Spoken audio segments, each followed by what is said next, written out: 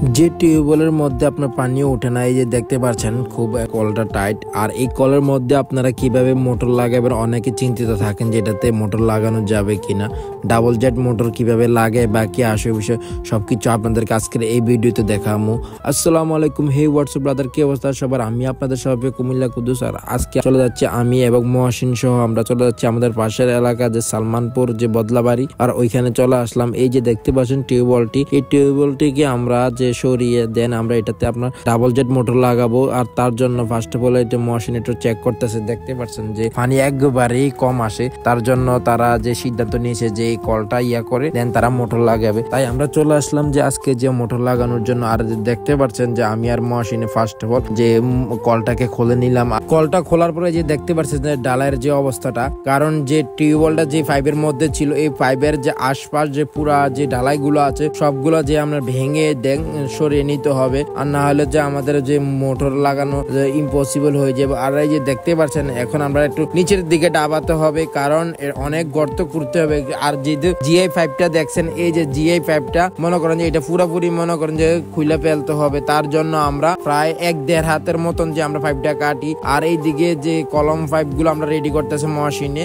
আর এই সব যন্ত্রপাতি অবশ্যই দেখতে পাচ্ছেন আপনার যন্ত্রপাতি গুলা। আর যেহেতু এটা মালিককে এটা পুরান মোটর নিয়েছে, কারণ ওনার বাজেট কম, টাকা পয়সা কম, গরিব মানুষ, এই জন্য তিনি সেকেন্ড হ্যান্ড একটা মোটর কিনে নিয়েছে। মোটরের কিছু অংশ মরিচা রয়ে গেছে, এগুলো মরিচে ক্লিয়ার করে মহসিন এবং দেখতে পাচ্ছেন সবকিছু একটু জোট করে ফেলছে। আর এই যে দেখতে পাচ্ছেন ফাইনালি আমাদের যে পাইপ কাটা শুরু হয়ে গেছে, কারণ এই পাইপটা কেটে দেন আমাদের যে বাকি প্রক্রিয়াগুলো শুরু করতে। এই যে দেখতে পাচ্ছেন ফাইনালি পাইপ কাটা শেষ। এই যে জিআই পাইপটা যতটুকু কাটা হচ্ছে ঠিক সেই পরিমাণে যে আমাদের এখানে প্লাস্টিক পাইপ লাগে। আর তার জন্য যে সাইডের পাশে যে আলগুলো আছে সবগুলা সরিয়ে নিল। আর এখন ফাইনালি যে দেখতে পাচ্ছেন যে আপনার এখন লাসা দিয়ে দিল। লাসা দিয়ে এই পাইপটা ঠিক আমরা যতটুকু যে পাইপটা কাটছি তার চেয়ে বেশি আমরা নিয়েছি এই যে টুটকা পাইপটা, এটা এখন ভালো করে একুরেট ভাবে যে আমরা বসিয়ে দিলাম। আর বসিয়ে দিয়ে এই যে দেখতে পাচ্ছেন এখন আমাদের বাকি প্রক্রিয়া। আর মোটরটা যেহেতু তাদের ঘরে রাখবে এই দিক দিয়ে ঢুকাতে হবে পাইপ, তাই জন্য মেশিন এদিক দিয়ে ছিদ্র করে নিচ্ছে। আর ফাইনালি দেখতে পাচ্ছেন মোটরটা বসিয়ে পাইপ গুলা ভিতর দিয়ে বের করে দিল। আর বের করে দিয়ে আমরা দেন কলম পাইপ গুলো লাগানো শুরু করলাম আস্তে আস্তে করে। আর দেন সবগুলো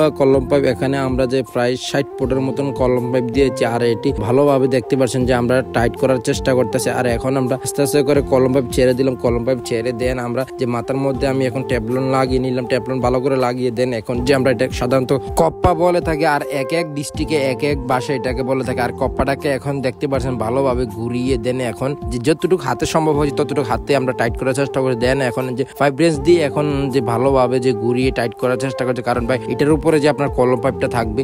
আর এই দেখতে পাচ্ছেন আমি আর মহসিন এগুলো আপ ডাউন করার কারণটা হচ্ছে কি পাইপের মধ্যে কিছুটা পানি আপনার লোড হয়ে যাবে। লোড হয়ে গেলে দেন আমরা পরবর্তী মোটর দিয়ে মনে করেন পানি একটু কিছু কম দিলেও চলবে। আর এই যে নিচে ট্যাপলন দেওয়ার কারণটা হচ্ছে কি ভালোভাবে ট্যাপলন দিতে হবে, কারণ কি আপনার যে কপ্পাটা যদি হাওয়া ধরে তাহলে যে আপনার পাম্পে দিয়ে আপনার পানি আসবে না। আমাদের প্রায় মনে করেন যে এটাতে 1 বালতি পানি দিছি, কারণ আমরা আগে জাম্পিং করে নিয়েছি, তাই বিদায় এখন আমরা কপ্পাটা ভালোভাবে যে আমরা টাইট করে দিচ্ছি, আপনারা অবশ্যই দেখতে পাচ্ছেন। আর ফাইনালি এখন যে দেখতে পাচ্ছেন লতা পাইপটা, কারণ এটার পানিটা যে বের হবে লতা পাইপ দিয়ে। আর এখন মোটরের মধ্যে যেহেতু আমাদের পরের যে কানেকশনটা ছিল পাইপটা ওইটাতে তো পানি যায় নাই, তার জন্য আমরা যে এখানে যে চুঙ্গি দিয়ে মালিকে চুঙ্গি এনে দিয়েছে তেল পুরা যে চুঙ্গি, এই চুঙ্গি দিয়ে পানি দেওয়ার জন্য। যাই হোক ফাইনালি আমরা যে মোটরটা স্টার্ট করে দিলাম। আর এখন আমরা বের হয়ে দেখি যে পানির কি অবস্থা, পানি ওঠে কিনা। যাই হোক এই যে আমাদের কষ্টটা স্বার্থ হলে যে দেখতে পাচ্ছেন অবশেষে যে পানি চলে আসছে। আপনারা যে কুমিল্লার মধ্যে কারো যদি কোথাও যে পাম্পের সমস্যা থাকে বা আসে বিষয় বা এই সম্পর্কে যদি কেউ কাজ করাতে চান তাহলে অবশ্যই ইনবক্সে আমাদের সাথে যোগাযোগ করতে পারেন। আমরা চেষ্টা করবো কুমিল্লা